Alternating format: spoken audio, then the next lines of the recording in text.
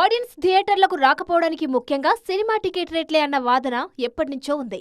South north అన్న తేడా లేకుండా అన్ని ఇండస్ట్రీలో ఇదే చర్చ జరుగుతుంది.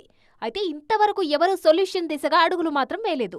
ఫైనల్ గా కర్ణాటక ప్రభుత్వం కీలక నిర్ణయం తీసుకుంది. టికెట్ రేట్ 200 రూపాయలు మించకూడదంటూ థియేటర్లకు ఆదేశాలు జారీ చేసింది.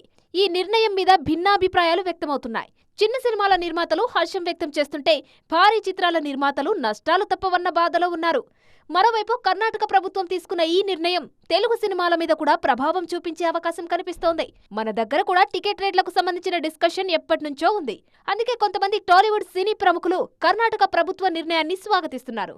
మన దగ్గర కూడా వీలైనంత త్వరగా ఇలాంటి చట్టం తీసుకురావాలని సూచిస్తున్నారు. ఇవాళ కర్ణాటక గవర్నమెంట్ మ్యాక్సిమం 200 రూపాయలుగా నిర్ణయం తీసుకుంటాం జరిగింది. అది డెఫినెట్గా ఒక శుభపరిణామం. అయితే ఏంటంటే కొన్ని పెద్ద సినిమాలు, భారీ బడ్జెట్ సినిమాలు ఆల్రెడీ ఇలా టికెట్ రేట్లు ఇది ఉన్నాయని చెప్పి ఏదైతే స్టార్ట్ అయ్యి వాళ్ళ అండర్ ప్రొడక్షన్లో వాళ్ళు ఉన్నారో వాళ్ళ వరకు వెసులుబాటు ఉంచి ఇక నుంచి మీరు ఇలాగే చేసుకోండి అని చెప్పానంటే డెఫినెట్గా ఆడియన్స్, యూనివర్సల్ ఆడియన్స్ మళ్ళా థియేటర్స్కి మొత్తం వచ్చి మళ్ళా థియేటర్స్ కళకళలాడుతూ థియేటర్స్కి, ఎగ్జిబిటర్స్కి లాంగ్ రన్ వస్తూ డిస్ట్రిబ్యూటర్స్కి బాగుపడేటట్టు, ప్రొడ్యూసర్కి బాగుపడేటట్టు, ఇండస్ట్రీ బాగుపడటానికి ఇది ఒక మంచి సుపరిణామం.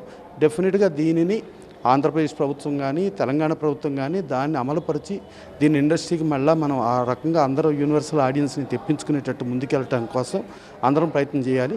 భారీ చిత్రాల విషయంలో కొన్ని ఇబ్బందులున్నా ఓవరాల్ గా టికెట్ రేట్లు తగ్గడం మంచి పరిణామమే అన్న వాదన వినిపిస్తోంది. డే 1 ఫస్ట్ వీక్ రికార్డులు కాస్త తగ్గినా సామాన్యులు సినిమాలకు వచ్చే అవకాశం ఉంటుంది కాబట్టి ఫుట్ ఫాల్స్ పెరుగుతాయి. సినిమా రన్ కూడా పెరుగుతుందని అంచనా వేస్తున్నారు. మరి ఈ ప్రయత్నాలు టాలీవుడ్ లో ఎంతవరకు ఫలిస్తాయో చూడాలి.